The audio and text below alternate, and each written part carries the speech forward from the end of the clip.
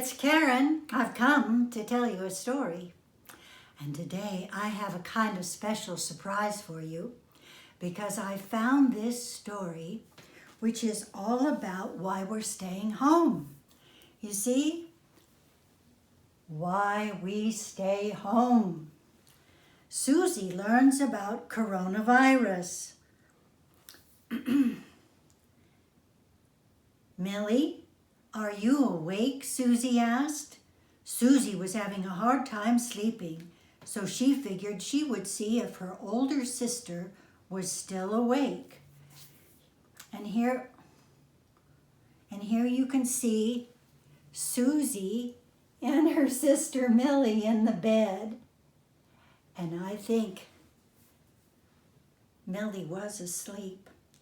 I am now, Millie responded. What do you want, Susie?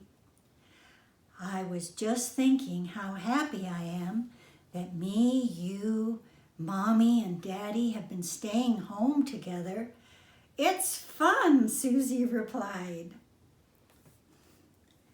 Yes, it's nice having Mommy and Daddy at home, Millie answered. But we have to make sure that we remember the reason that we are all home right now. Yes, I know, Millie, because of coronavirus. But what is coronavirus anyway? Asked Susie. You see, Susie is very puzzled and she wants to know, what is it, that long name? Millie answers, coronavirus is a virus. A virus is a really small germ that you cannot see. There are other kinds of germs too, like bacteria and fungi. And here are some strange pictures, imagining what they might look like. A coronavirus, bacteria, and a fungi. Germs are everywhere. Our bodies, chairs we sit on, even the door handle to your favorite ice cream parlor. And you can see here the germs being everywhere. Some germs are good, some are bad, and some don't really do anything. The coronavirus is a bad germ, and it can make some people really sick. Some of the people at greatest risk of getting sick are Grandma and Grandpa, and Mr. Jones, our neighbor whose body has a hard time fighting off germs. So everyone has been staying home to make sure that we don't spread coronavirus to them. That's what quarantine means. And you see here's Grandma and Grandpa and Mr. Jones, the neighbor, and they're trying to stay clear of that bad germ, coronavirus. Some signs that someone is sick with coronavirus are cough, fever, and sore throat. Ugh, we've all had one of those. We can do our part by preventing the spread of coronavirus by washing our hands, wearing a mask when we go to the grocery store, and standing 6 feet apart while we wait in line. This is called social distancing. And here are pictures of those very simple things we can do to stay safe and to keep the people we love safe. Oh, I see, says Susie. But Millie, since we've been at home, I've really missed my friend Alex from school. I understand, Susie. It can be very hard not to see friends and family that don't live with us, but there are still ways that we can say hello to them. We can video chat. We can video chat them on Mommy's computer, and we can call them on the phone, and we can also send them messages to check on them. So you see, there are some of the ways that we can stay in touch, even though we might be feeling a little sad and lonely. Some people do not have mommies and daddies or even sisters with them, and they are alone in quarantine. So it's important that we check on them. I understand, Millie. But, Millie, Susie replies, is this how it's going to be from now on? You see, Susie's a bit worried, and I don't blame her for being worried. No, Susie, it will get better. We just have to keep sticking together. And you see here the sisters are, they're just sticking together. And I know they're trying not to fight and have trouble at home because Mommy and Daddy are probably working right at home and it's not easy. Yes, this lovely book was written by 2 young doctors, and here are their names. And they put this book on the internet, and I'll post this on the Storytime website so you can look at it anytime you want to, and you can share it with your friends. Stories that never grow old. Our story today is called The Bremen Town Musicians.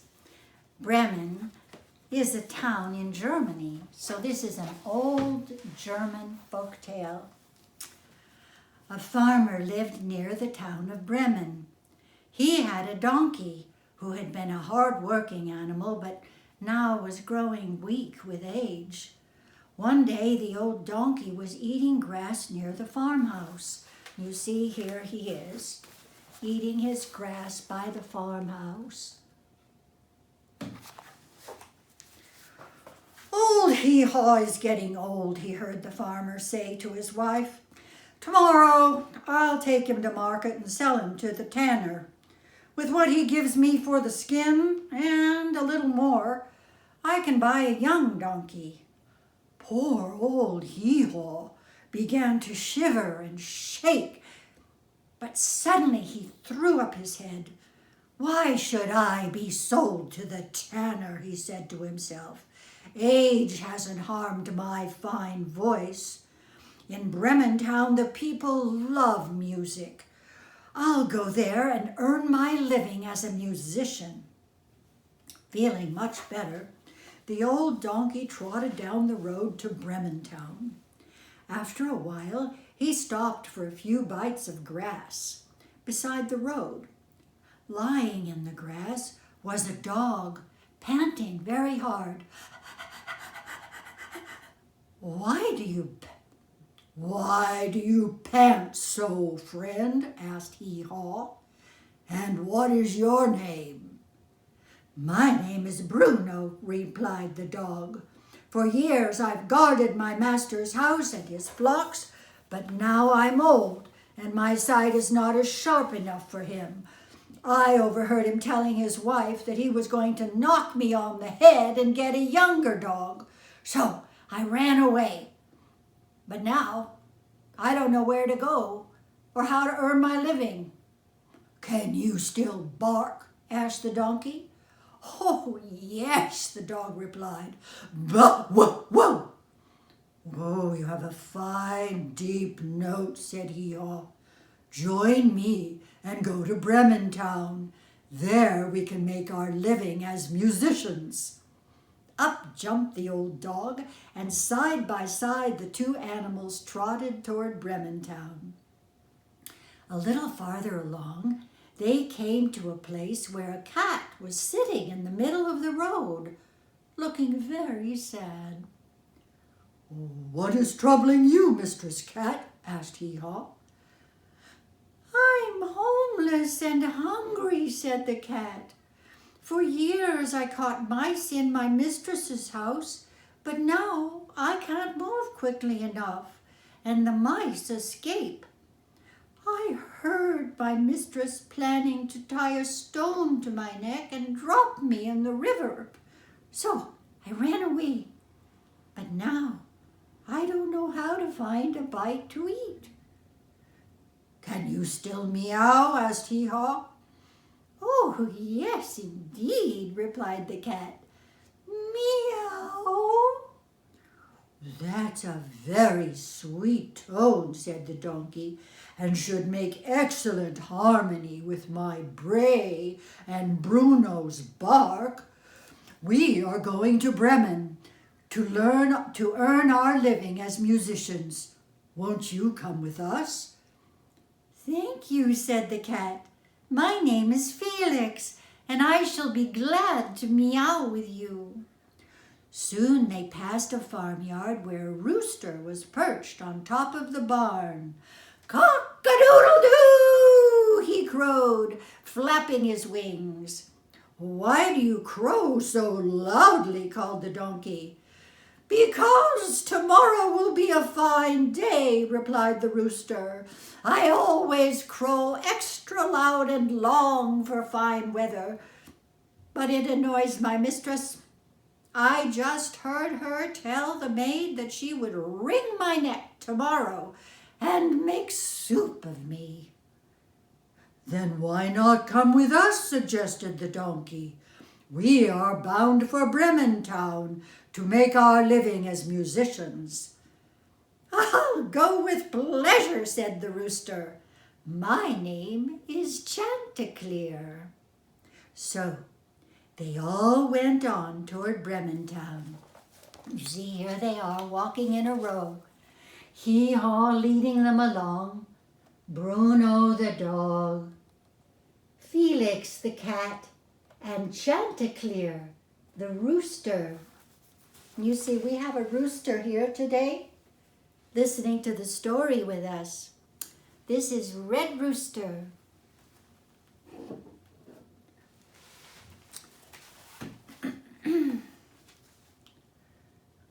Soon it began to grow dark, and the donkey said they would have to spend the night in the woods.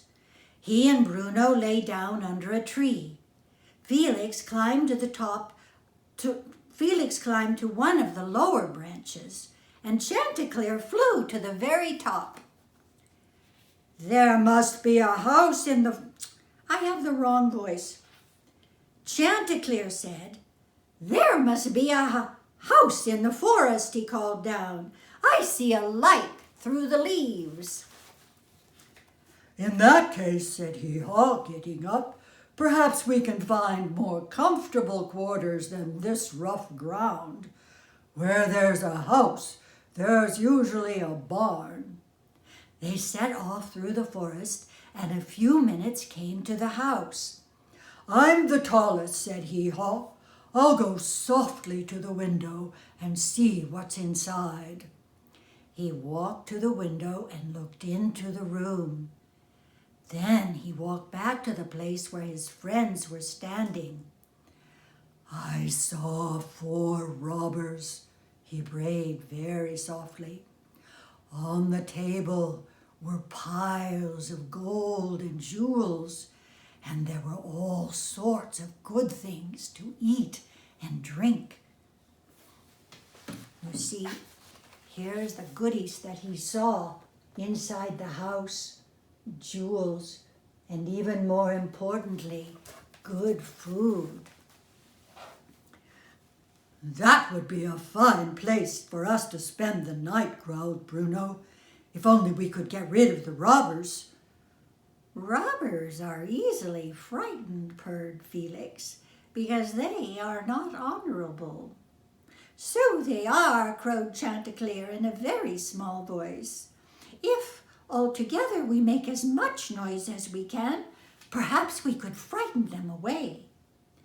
They all crept up to the window.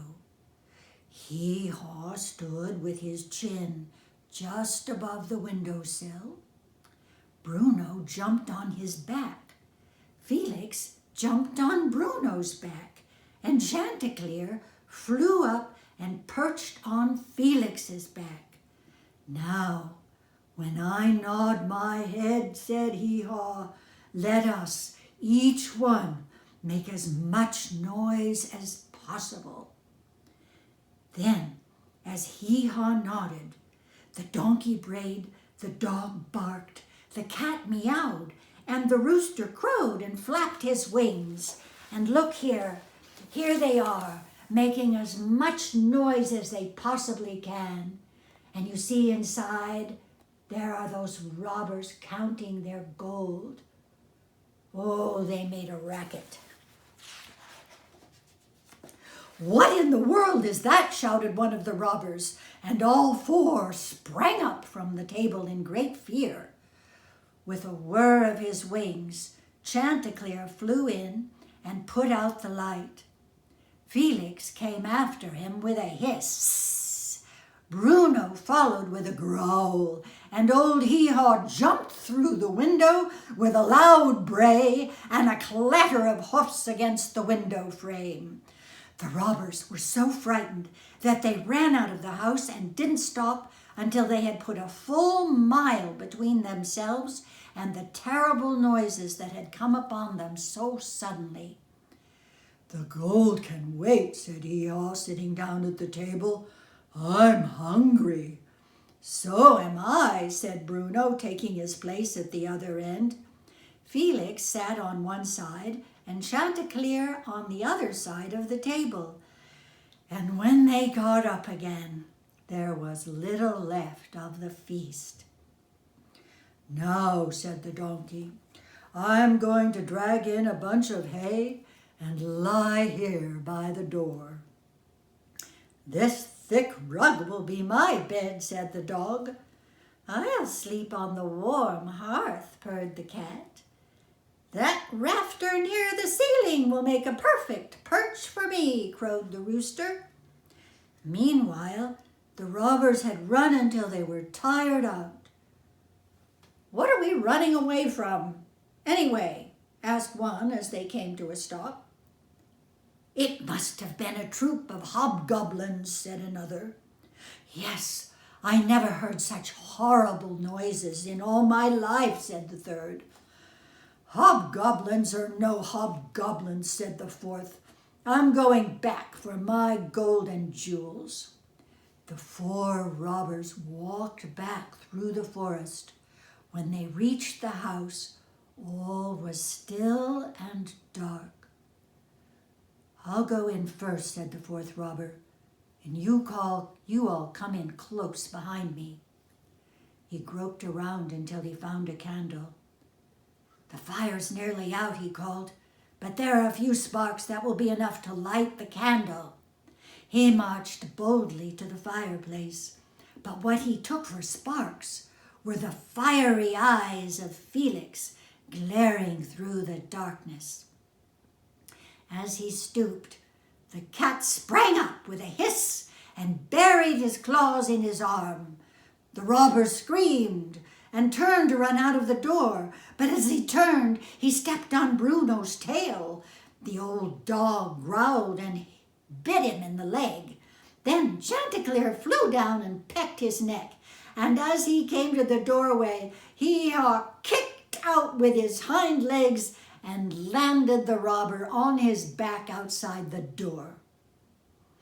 Terribly frightened, the robbers all ran away as fast as they could, and they never dared to go back to that house again. The four musicians settled down in comfort.